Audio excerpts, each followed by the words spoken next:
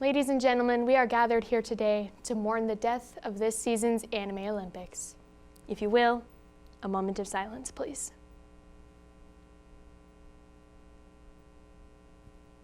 All right, now that we got that over with, let's get to the fun part.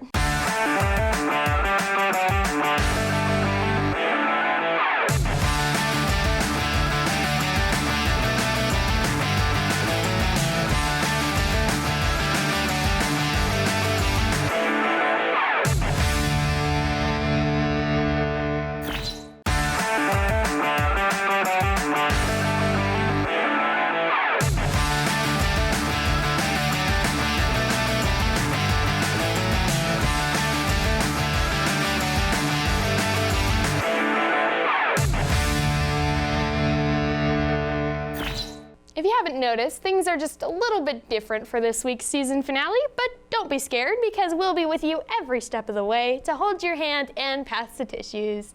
Today, our feuding hosts will set aside their rivalry and share the spotlight to present to you the best and the worst of our incredible crew. So without further ado, welcome to the awards ceremony.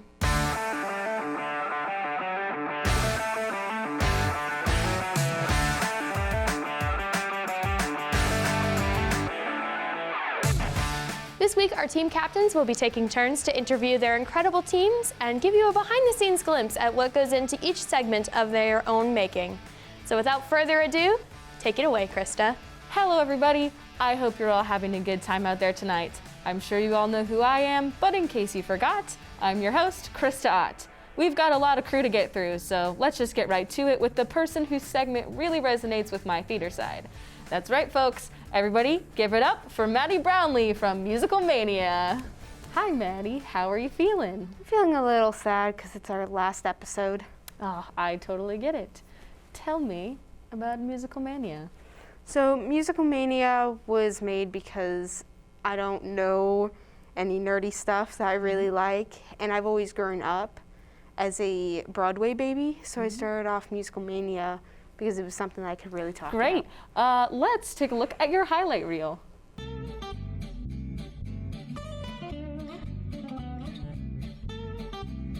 I'm feeling much better now that I've recovered from mannequin disease. Although, while I did have mannequin disease, it was really scary. I don't like mannequins. I don't want to do that again. Super eating. This hero has the ability to consume any form of matter without injury. This allows for easy escapes and inexpensive grocery shopping. Well, knowing that this is... I only know this because I played Lego Batman a lot. Like the old one, like before they talked. Sure, that was the good one, yeah. Yeah, the good ones. Never thought that elevators actually work. This villain has the ability to amplify the negative aspects of a person's star sign. If you didn't already fall into the stereotype, you will now.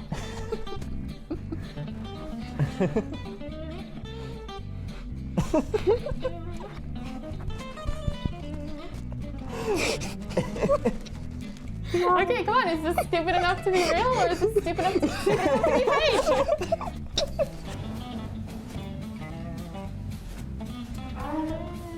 Empty elevator.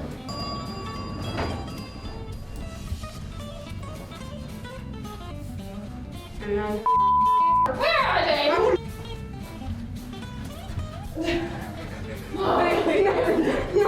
I swear to God. I'm gonna go get that Nerf ball and put it back. Oh, fine, get it. Okay, get it. You could... I swear, it's like babysitting toddlers. Give me that.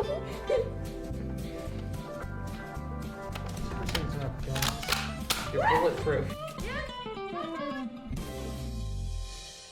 Maddie, that is awesome. Throughout this season, we've seen you adapt to every situation we've thrown at you, from your incredible improvement to your epic hiding skills. We are happy to award you today with the Chameleon Award. It's all yours. And again, we are so happy to have you here with us this season, and we can't wait to see what you'll do next year, even though you won't be with us. So, ladies and gentlemen, give it up for Maddie Brownlee. As everybody already knows, I'm your host, Emma Bjork, and to kick off Team Emma, we have the one and only cooking catastrophe, Bailey Ramsier. What's up, Emma? How are you feeling today? I'm feeling really great. How are you? Oh, I'm great. Thank you so much for asking. good. So, talk to me about Tasting TV. It's a good time. I make, food from different movies and TV shows. My belly hurt a lot, but it's fine. I had a really good time. Awesome. Let's take a look at your highlight reel. What is up, you guys, and welcome back to Tasting TV. I'm your host, Bailey Ramsier, and this week is our blooper show. So let's go see what I messed up.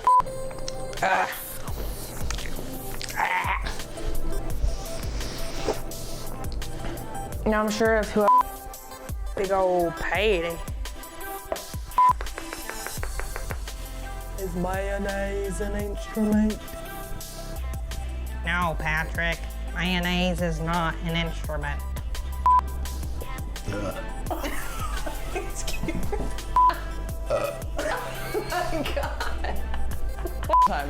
Yeah, Basically, is an A verb. I feel it. There it was. You should have watched what? We'll be back after this brief break. I feel like poop. You smell like beef. Oop.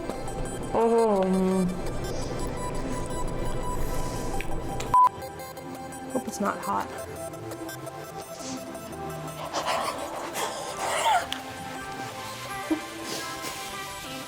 It was hot. Okay. Jake the dog, you are onto something. You are onto something.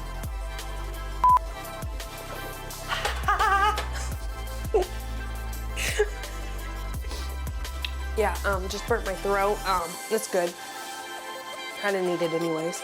Woo! Thank you guys so much for tuning in. It has been a wonderful. Thank you guys so much for tuning in. It has been a wonderful. Hey guys, thanks for tuning in. I'm Bailey, and this has been Tasting TV. Well, Bailey, your performance in the Anime Olympics showed us what it really takes to be present in the moment. From your zoned-in game of Beat Saber to your opportunistic humor in Dragon Ball, I am happy to award you the Seize the Day Award. Yay! Woohoo! Look Bailey, how cute. We're so glad you came back to us this season, and we hope to see you next year. Now, everyone, give it up for Bailey! We all know the famous faces of the stars. And now, thanks to this wild card, we know the stars with no faces. Everybody put your hands together for the man in the booth, Porter Williams. How are you feeling today, Porter? I'm feeling great. How are you? Oh, lovely. Tell me about In the Booth. It's about voice actors. As far as I can remember, I have loved voice actors. That is great. Let's look at that highlight reel. Welcome back, everyone, to In the Booth. I'm your host, Porter, and to keep this one short, I've talked a lot about voice actors, but I've never talked about the one talking about them. So how about we get in the booth with In the Booth. So yeah, I thought I'd make this a very special episode of In the Booth by bringing you guys, in the booth. And here, I'll show some highlights and I'll answer some questions that you didn't ask, but I'll answer anyways. So first question, why did I do In the Booth? Simply, I love voice acting. From as long as I can remember, I would always be like, oh wait, they voiced that? Or, hey, that sounds super familiar. Whoa. And now I want to make it my career, so yeah. Talk about it here, just get more interested. Tell more people about it. Who are my favorite people to talk about on the show? Easily Steve Bloom and Tara Strong. They are my childhood. Ben 10 was my favorite show growing up, and Tara Strong being Benjamin Tennyson was so cool to learn when I first learned about it. Steve Bloom is the reason I love Wolverine so much. And recently, I rewatched all of Cowboy Bebop just to hear Steve Bloom's voice. What does the future of In the Booth look like? Pretty much I'm just gonna keep improving. I've got maybe 1 or 2 episodes that are gonna be a split from the formula.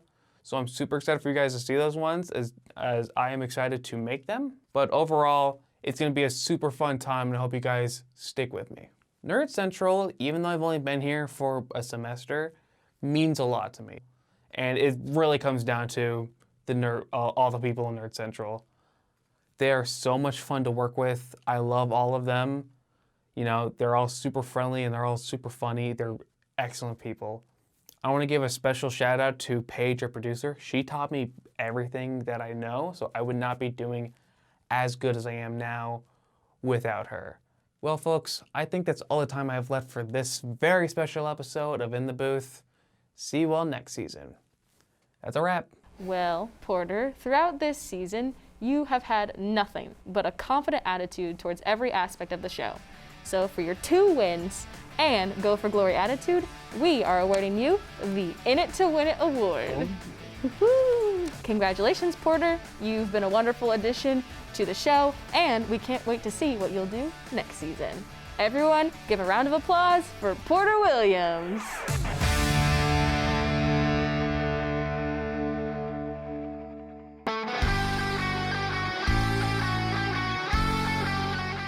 Christmas and 4th of July are fine, but you know what holiday is our favorite?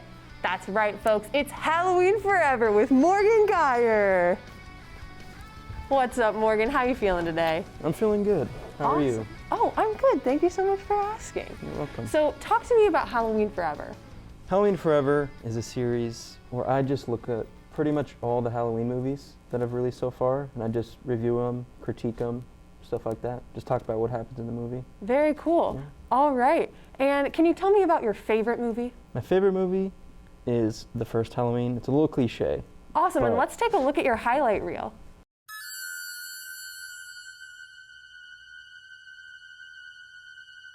Welcome to Halloween Forever in Review. I'm Morgan Geyer. Over the course of this series, I have reviewed and ranked all 12 Halloween movies. For the final episode of this series, I'm going to be looking back at the series as a whole, reviewing the rankings I did, talking about my favorite actors, scenes, and the best and worst versions of Michael. Let's get started. My favorite movie of the series is the original 1978 Halloween. I know it's a little cliche, but it's just really good. There's something about the atmosphere and tone of the film that really drew me in. The staging and set pieces are so well done, and it's just overall a great film. My favorite kill is the Oscar kill in Halloween 2018. It's clever, and the use of music is well done.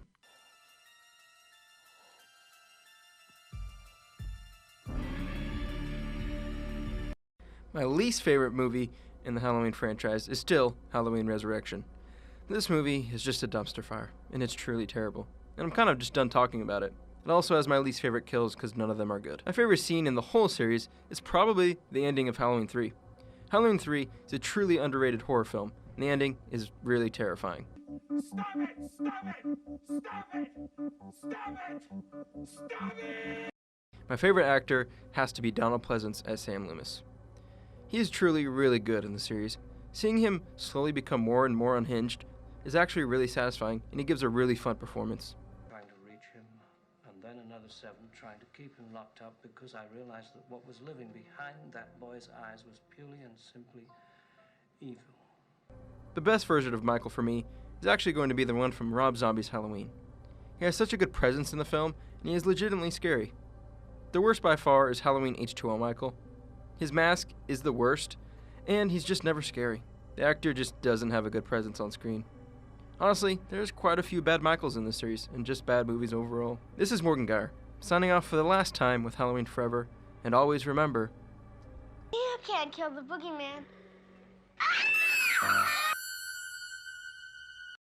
So Morgan, your performance in the Anime Olympics really showed us that you have a chivalrous heart when it comes to wooing the ladies and showing integrity in the Naruto event. With that said, I am happy to award you the White Knight Award. Oh. Yeah. As always, we are more than happy to have you with us, and we hope it will always be Halloween Forever here on Nerd Central. So everyone put your hands together for Morgan! So you think you've seen bad movies? Well, I'm sure you haven't seen as many as our next guest. That's right, folks, we are talking about the one and only Netflix dumpster diver, Drew Eastvold. How are you feeling today, Drew? I am feeling just fine. That is great. Tell us about Trash Flicks. So Trash Flicks is a segment where I will dive into some of the worst movies I can find on that streaming service, and That's great. Let's go ahead and take a look at your highlight reel. hello, this is Drew, and welcome to Trash Flicks. This week, we'll be looking at the worst of the worst. If the creme de la creme had a polar opposite, it would be these three movies. Let's hop right into it with our number 3 spot. In our number 3 spot, it is The Karate Kid, the remake. In the Karate Kid remake, they're trying to tell the same story, but they don't change anything up. So what happens is it just ends up being a pale imitation of the original movies. Another huge issue that I had with it is that for half of the movie, nothing happens. They just kind of mill about and do nothing until the halfway point where the main antagonist, I guess, is introduced. These core issues really just made this movie a slog to watch, and I didn't enjoy any of it. My number 2 pick was Green Lantern. Oh boy, where do I start? Green Lantern is a superhero movie, as I'm sure you know, but it's before they kind of got off the ground, so they were pretty bad at this point in time.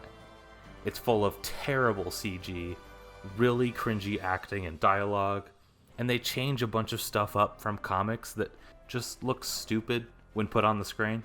Really, the only reason this movie isn't at the number 1 spot is because Ryan Reynolds is in it, and he's pretty funny, so everything he's in kind of becomes funny. In our number 1 spot, we have After. This movie is the physical embodiment of the word cringe. I know that word's overused, but I really can't think of anything else to fit it better. Everything about it is bad. The characters are generic cardboard cutouts. The plot line is really, really stupid and doesn't make a lot of sense. And there's a lot of inconsistencies with the characters and how they interact. It's just really, really terrible. And that's it. That was our top 3 worst movies we've looked at this semester. I'd like to thank you for watching, and once again, this was Trash Flicks. Well, Drew, your performance in the Anime Olympics left us cringing and amazed at just how much of a stoic presence you have. And for that, we are awarding you the Stone Titan Award. You have always been a wonderful addition to the show, and we can't wait to see where the garbage cans of Netflix will take you next season. Everyone, put your hands together for Drew!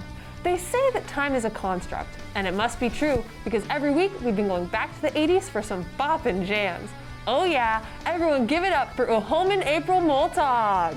Hey Uholman, how are you feeling today? Hi Emma, I'm really excited to be here today. Oh good! So talk to me about Back to the 80s. Okay, so Back to the 80s, basically, I just sat down and I thought, oh, there's no music show and there should really be a music show on KNWT. And I was like, yeah, why don't I do an old school themed show? And I ran with it and it went pretty well. I was really excited to work on like all of my packs. All right, and so tell me about your favorite song. My favorite song from this season of Back to the 80s. All right, so let's take a look at your highlight reel. Welcome to this season's highlight episode for Back to the 80s. I'm your host, Uholman April Moltog. In this episode, we'll be looking back at all the songs from this season and rating them from worst to best. Not according to the truth behind the lyrics, but according to how much I liked them. Cause I call the shots, so every song will be scored out of 100. Coming in at number 10 is Time After Time by Cyndi Lauper. I love Cyndi, but the song lyrics really weren't giving what they were supposed to give. So this song gets 25 points. Next is Isn't She Lovely by Stevie Wonder, and I've decided to give it 30 points mainly because I desperately wanted Stevie Wonder's daughter to have some kind of history of terrible behavior, but I couldn't find any. Number 8 is Careless Whisper by George Michael, and I give it 35 points because I honestly don't care for the song. Next is Frankie by Sister Sledge. I honestly never would have thought that this song was written for Frank Sinatra. I give it a solid 45 points. Everybody Wants to Rule the World by Tears for Fears is number 6. I had the toughest time figuring out what to say for this song. 50 points. Coming in as number 5 in our top 5 is Hello by Lionel Richie. First of all, the music video was a joke, and the lyrics were too. But put a fine man in jeans and whatever he sings will sell. Number 4 is Super Trooper by ABBA, and I'm giving it 80 points because it took the longest to make, but still didn't come out with as much oomph as I needed it to. Next is Sexual Healing by Marvin Gaye, and the only reason it's not number 1 is because my parents might watch this episode. So, 100 points. Number 2 is Billie Jean by Michael Jackson, and I'm giving it 95 points because the truth behind the lyrics to this song shocked me. And last but not the least, coming in as number 1, is Dedicated to the One I Love. For no particular reason except the fact that I love this song. If you listen to them, call me. JK. Well, that's it for this week's episode. Actually, that's it for this season. I'm not crying. You are. Also, I'd like to dedicate this episode to Krista for being awesome. We'll miss you very much. I'm your host, Uhuman April Motok, signing out and wishing you all a wonderful Christmas. So, Uhoman, your performance in this season's Anime Olympics showed us new sides of you that we've never seen before. As a result of your mastermind charisma and the hilarious joke you pulled on Paige, we are awarding you the Lawful Evil Award. Oh. Again, we are so happy to have you with us here on Nerd Central, and we look forward to your return next season. Everyone give it up for Uhoman April Motok! Now it's time to hand things over to Paige for the final award ceremony in the Anime Olympics. But first, we're going to take a quick break, so don't go away because you don't want to miss the epic season finale of Nerd Central.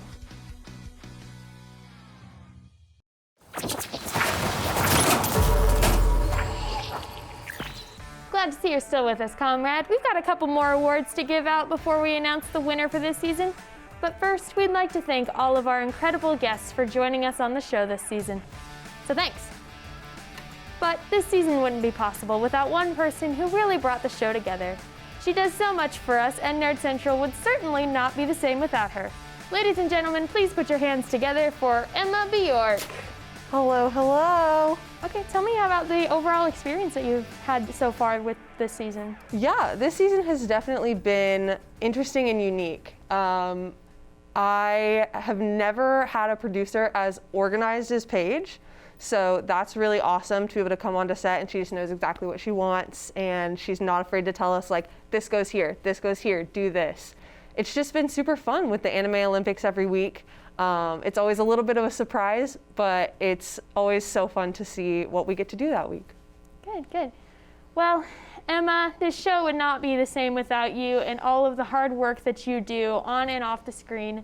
So from editing our news segment to making sure that I do eat food, you always go above and beyond, and you're always going the extra mile. So Emma, I am proud to award you the One Step Ahead Award. Well, congratulations. Thank you. Emma, it has always been a pleasure to have you here on Nerd Central with us, and we cannot wait to see what you'll do next season. Well, good luck, and now it is time to meet our second host. We've had a lot of good times here on Nerd Central this season, but it wouldn't be possible without one person who really brought the show together. She does so much for us, and Nerd Central would certainly not be the same without her. Ladies and gentlemen, put your hands together for Krista Ott. Hi, Krista. How are you feeling? Oh, I'm feeling good. That's a lie. Oh, don't make me cry already. Oh, Krista. So, talk to me about your experience this season. This season has been really good. I've loved working with you as a producer. Every producer is different, but you just bring like a really good leadership aspect to the group.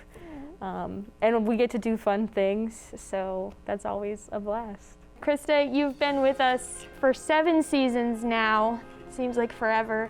Yeah. And what an incredible 7 seasons they have been, and what an incredible host you've been, Krista.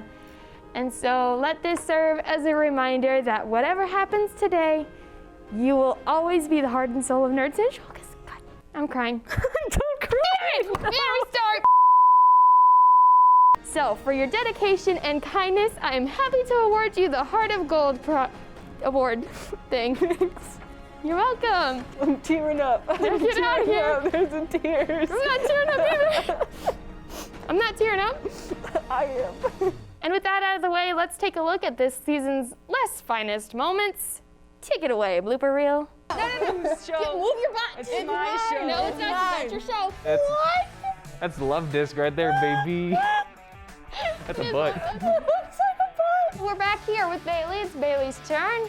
That's really stupid. We're back here. It's Bailey's turn. So let's see if she can beat Krista's score. Oh,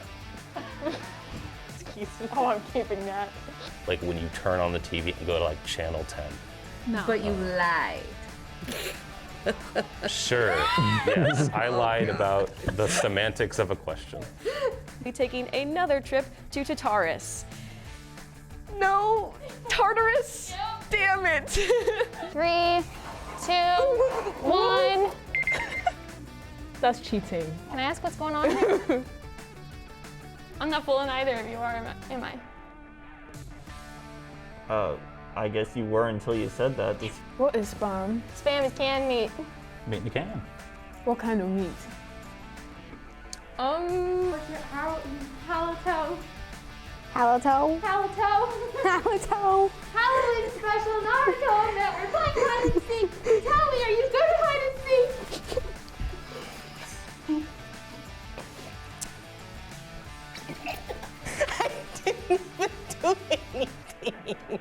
You all learned absolutely nothing during this season.